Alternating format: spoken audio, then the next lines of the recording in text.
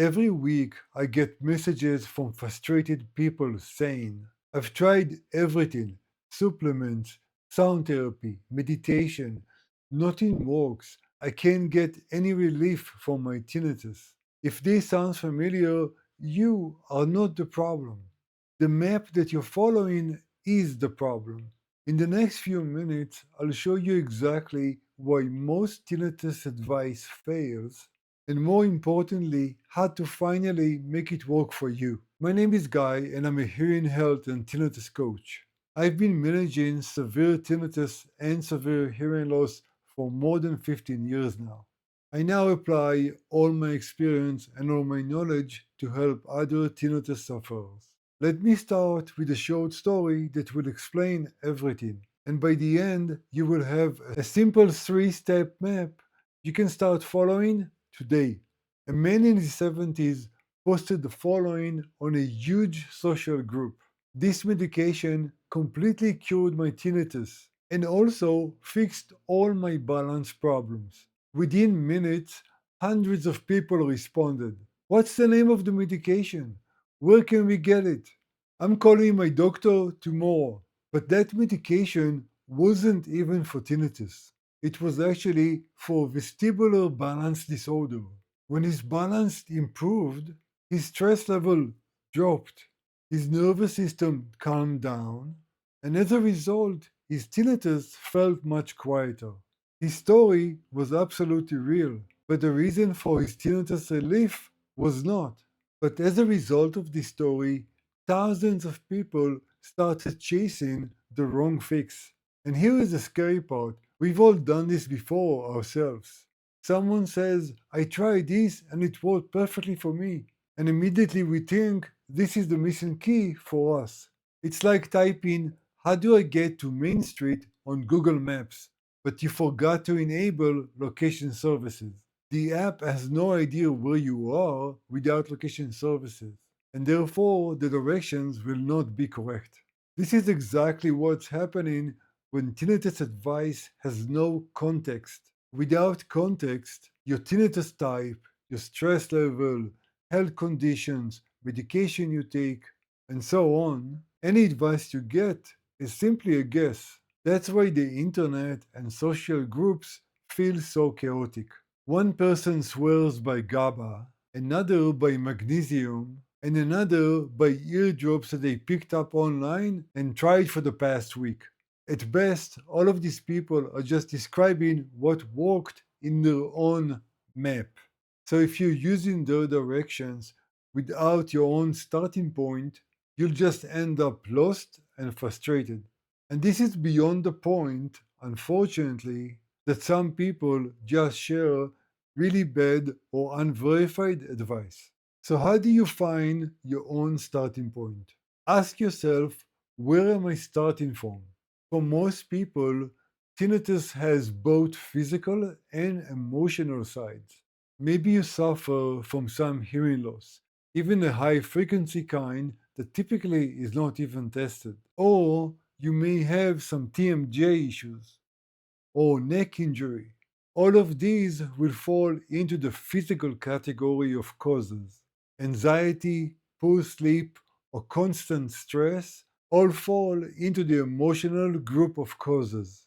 Almost everyone has some of each. You don't need a perfect diagnosis, but you do need to have a general idea of what's happening. I have a video that goes through tinnitus types and their causes in details. You can watch that video right here. Now let me give you myself as a personal example. I myself have severe hearing loss. My hearing loss is the main cause of my tinnitus. But some years ago, I also had a neck and back injury. That injury is causing a lot of tension in my muscles around my neck, my shoulder, and my low back. All this tension, pain, and possibly inflammation are a secondary cause of my own tinnitus. Beyond that, and before I was habituated, stressing about my own tinnitus sound caused me a lot of stress and poor sleep. That was another cause of my own tinnitus. The point I'm trying to make is you can have multiple things happening at the same time. And your condition and your background is very different from other people. Because most people have a physical and emotional cause for their tinnitus, no matter your starting point, sound therapy and relaxation techniques are almost always the tools you want to start with. And you really want to combine them together. Remember that the goal of sound therapy is not to mask your tinnitus. The goal is to train your brain to focus away from the sound. You do this by setting the sound therapy volume right under your tinnitus volume. That way, your brain hears both and it has to figure out what is that new sound. By doing that, your brain learns to focus away from the tinnitus sound. You should do this between 5 to 15 minutes every day, twice a day. And of course, you should use sounds that you like and feel comfortable with, whether it's nature sound, white noise, shower sounds, or whatever makes you feel good and calm. And you do not need to use the same sounds all the time. Relaxation techniques help reduce your brain alert level and of course helps you calm down. Both helps you manage the stress response that keep tinnitus loud. There are many different and very simple relaxation techniques. In fact, I have a bunch of them listed on my free tinnitus community. You can also find there sound therapies and a lot of useful information. You can find a link in the description below. Together, these two lower both the perception of tinnitus and the reaction you have to the tinnitus sound. And that is where real relief begins. Once you have this foundation in place, now you start building upwards. If you suffer from hearing loss, hearing aids will be a good step forward. If you have neck or jaw issues, physical therapy, massages, or maybe mouth guard will be really good to consider. The idea is that you match the solution to your own situation. If stress, anxiety, or lack of sleep are also issues you are dealing with, then you may need help from a therapist or a coach. They can use cognitive behavioral therapy and acceptance and commitment therapy to help you effectively manage these conditions. If tracking your own tinnitus doesn't cause any stress, you can do this once per day. Take a few minutes in the night and track your stress level and tinnitus level on that day. You do it once per day, take only a few minutes, and log it in a very simple way. Don't look for up and downs between days.